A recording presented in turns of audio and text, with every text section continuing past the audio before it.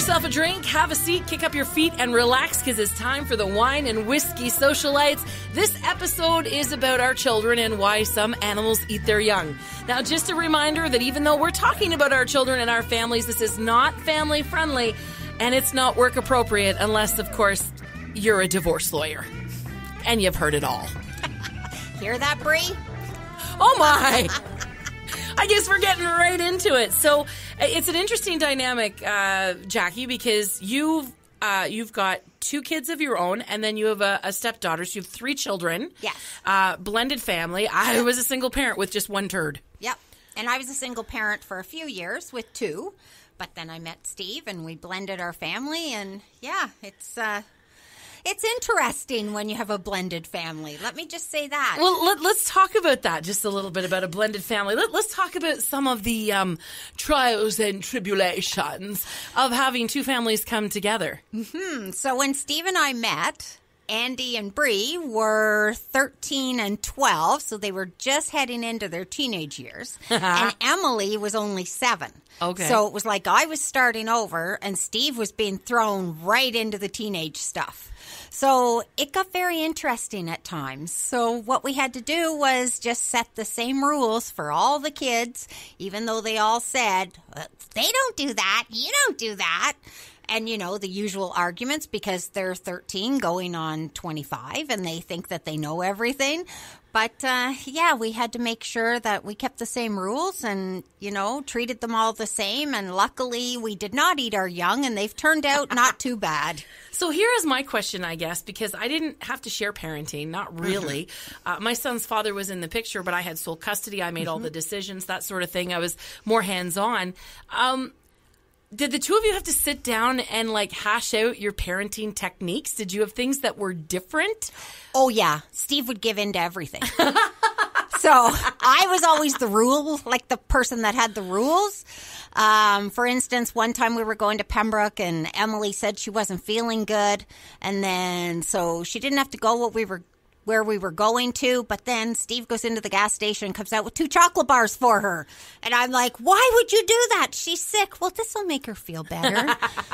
So needless to say, I was the disciplinarian and he was the good guy. See, and that was the thing with being a single parent, right? I was everything. I was the disciplinarian. I was the good guy. And I know in the current relationship that I'm in now, if we decide to have children, if how she treats her cats is any indication, I'm going to be the disciplinarian because she's like, no, baby, don't do that. And then pets. And I'm like, okay, the cat just got on the table and ate your steak. For fuck's sake. Exactly. But now that we have grandchildren, they can do no wrong. So, you know, it's totally different. I don't know if I could be that kind of grandma. And I think that's just because of the nature of raising my son by myself and the kids that I worked with. But yeah, so, well, as a single parent, right, yeah. I made all the decisions myself. Mm-hmm. I raised my son by myself. I found out I was pregnant a week after my ex and I broke up. Wow. And there was the whole, I'll marry you for the baby. And I'm like, no, sweetheart, no. I deserve more than that. The baby deserves more than that. You deserve more than that. And so, and his parenting was in and out. You know, he did try. He was the best parent he knew how to be. I'm not here to bash my ex. But basically it was me. And my mom helped quite a bit. Mm-hmm. And I was going somewhere with this, and I don't remember where I was going with this. Well, we... You know, my ex-husband was in the picture, and Steve's ex was in the picture, so we shared custody a week about, which was actually really nice, because then you also get a break from time to time, and it's nice, and, you know, you can have date nights, things like that. Yeah, so that worked.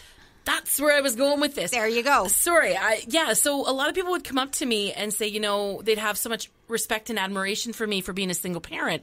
And they're like, oh, I don't know how you do it. Well, first of all, I didn't have a choice. Mm-hmm. People say, well, you did have a choice. Well, no, I'm a decent human being. I wanted to raise my son. Exactly. I didn't have a choice. And they're like, I don't know how you do it. And I would actually look at my friends who were married or in relationships and I'm like, I don't know how you do it.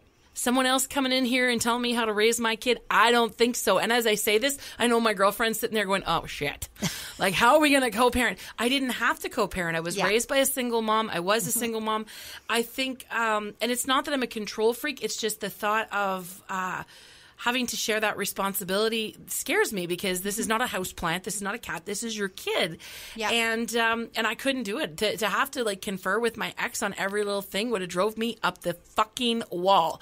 I'd be like, this is the school he's going to. This is the doctor. This is this. This is where you need to be. And he was okay with that. Yeah. So it wasn't that I took anything from him. It was just that was the dynamic that worked for us. And being a single parent of a turd, that's my son's nickname, Poor by the way, Stuart. turd.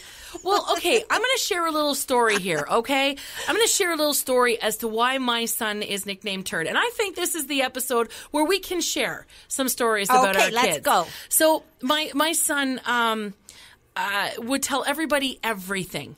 His name, his address, his phone number, like everything. When I do my stand-up, I throw in there that he'd tell people about my day drinking. The name of our podcast just gives that away, so I didn't think I needed to reiterate it. And I would say, Stuart, you can't tell everybody everything. If you don't know them, you can't give them this information. So we were at a mall in North Bay. We were living in North Bay at the time. And he walks up to this woman and he asks her her name. And she's like, my name is Marion. And he's like, hi, Marion. I'm Stuart, bleep, bleep, bleep. But sometimes my mommy calls me a little turd. And I'm like, oh my. I'm looking at this woman. I'm like 23 years old. I look like I'm 14. And I'm like, oh my. I'm just waiting for Family and Children's Services to come out from the shadows and steal my child away because I'm damaging him by calling him a piece of shit. And the woman leans down and says, that's because mommy doesn't want to swear, sweetheart. Oh. I'm like, she gets it. Now, Good for her. Exactly. And now to further my point, one more story, and then we'll talk about your lovely little darlings. Stuart was about 5 years old. We were driving home from a Christmas gathering. He's sitting in the passenger seat. Yeah. Okay. And this is when we didn't love our children. We didn't wrap them in bubble wrap, put them in the car seat facing backwards, staring at the rear view window until they're like 17. We just, oh, there's the windshield. Don't hit it. You know, like, oh my. I got pulled over by a ride program. Yep. And the officer's like, good evening, ma'am. I'm like, good evening, officer. And he said, have you been drinking tonight? And I said, no, I haven't. And a little 5-year-old beside me goes, tell the truth, Mom. In my head, I'm going, Keska, fuck, shut up. And the cop now has the flashlight straight into my eyes, but he's directing all of these important questions now to the 5-year-old turd sitting beside me. Oh, has Mom been drinking tonight? Oh, yeah, lots.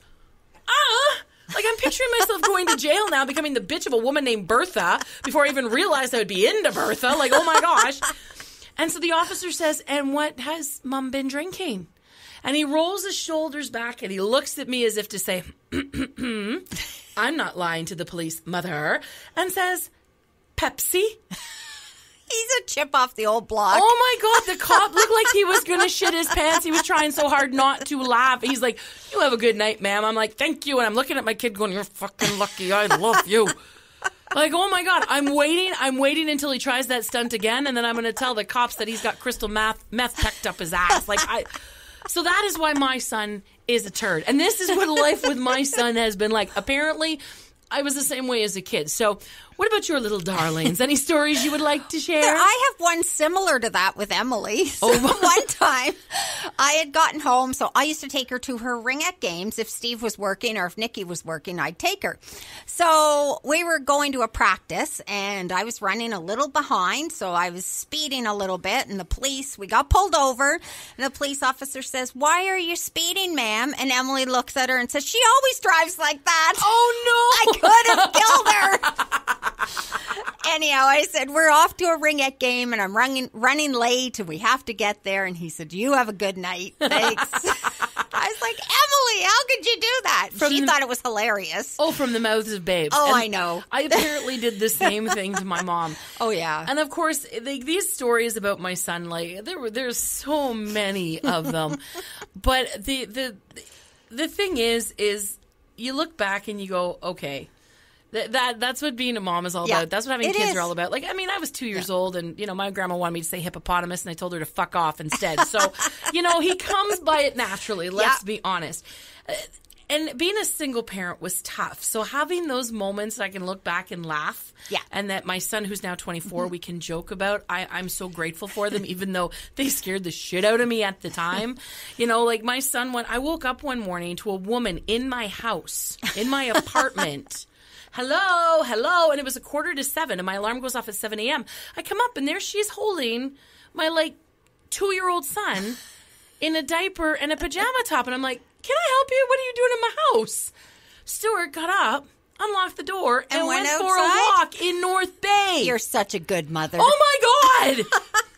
And I was like, oh, my God. I'm like, thank you so much. You think. Stuart is still alive, listeners. He just is. So I you know. successfully did not kill my child. The thing is, it happened a second time before I got the super to put the fucking chain lock on up top. Because that wasn't my fault. I asked them to do it. They kept putting it off. But, like, I mean, I did the same thing as a kid. I wandered off it, too. And I mean, these are funny stories, but then also parenting comes with struggles. Oh, it does. I remember Steve and I were at a ringette tournament with Emily one weekend, and we came home, and I stepped out of the car, and the first thing that hit me was the smell of beer and the crackle of glass under my feet on the sidewalk. And I'm like, what the hell? I go into the house, and the smell of beer just about knocked us over. There was a ladder in the middle of my living room. I don't even want to know why. We got our stuff in. There was eggs all over the stove. Like, the place was just Trashed. a mess. Oh, my. Nothing was broken, thank goodness, but the place was a mess. And then I pick up the phone to check the messages, and there's 6 messages from the police saying, you know, we just want you to know that your kids told us that you were upstairs sleeping while this party was on, that you had taken some meds and gone to bed. Oh, no! But that they were very, they were very responsible and didn't let anybody drive drunk because we sat at the end of your street to make sure. And I was like, oh, my God, I am going to kill my children. So I called them both and their friends and told them to get to the house and start cleaning because the yard was a write-off, the house was a write-off. And we were all joking about that yesterday, though. How old are they? They were 16 and 17, and they were supposed to be at their dad's place. And then they decided to tell their dad that Mom had stayed home from the ringette tournament, and he didn't think to call me to ask about this. Oh, my. So they were going to stay at my place. So anyhow, yeah, it was quite the story. Quite the weekend. This is why some animals eat their young. Exactly. I remember coming home one day, and I was supposed to be taking my son to a medical appointment. My son was diagnosed ADD, attention deficit disorder, so we would go see a pediatrician on a regular basis. And I had left my work to come pick him up. He'd been given permission to leave school early. I worked 30 minutes out of town, and he was supposed to be ready and waiting for me whenever I got home. And how did that go? Well, as I'm turning into the driveway, I see kids all over the place, and up in the tree. Well, I don't know about up in the tree. This was a funny story. And I'm not even in the driveway with the car stopped, and I'm hollering, "Get your asses out of my yard right now! Stuart!" And this one kid comes shimmying down the tree, races down the street like a bolt of lightning, and swore he was never coming back. The friends all scattered like fucking flies and left my son just sitting there going, oh, shit. You know what I mean? Yeah. And that was just frustration. There was another time I came home, I was having a rough time. And this is a story that actually I want to share because as parents, these are things that we are not proud of, that we're actually ashamed of. So I came home. I was stressed about money. My mom and I just had a fight. And I realized, like, my son was in his little, he called it his hangout, and it was a shed built off the back of the house. And he came out, and right away there was something suspicious. He wouldn't make eye contact, and he was keeping his hands tight to his side, and he was like, and finally it came to light that he was smoking. Yeah. He was sneaking cigarettes. I'm extremely allergic. And I lost it. It was that proverbial straw that breaks the camel's back. Yeah. And I was screaming at him, and I chased the kids out of there and told them to never come back. I went in and I started packing up all his his Nintendo or PlayStation stuff. There was empty energy drink cans, which he's not allowed to be drinking, up on a shelf on display, and I just swept my hand across, knocked them all down in the house, just screaming at the wall, just that and like throwing a box around and punching it, and just because I was at that point. Yeah. And I scared my son. Now this is kind of funny to tell this story. I went upstairs to talk to him, and he had moved his bed kitty corner in the bedroom. So he had a little safe spot in the corner that I couldn't get to him without having to crawl over the bed. He's a smart He kid. was a smart kid. It wasn't funny at the time, but looking back now, I'm like, yeah, you won't do that again. And you we little have shit. to look back and laugh.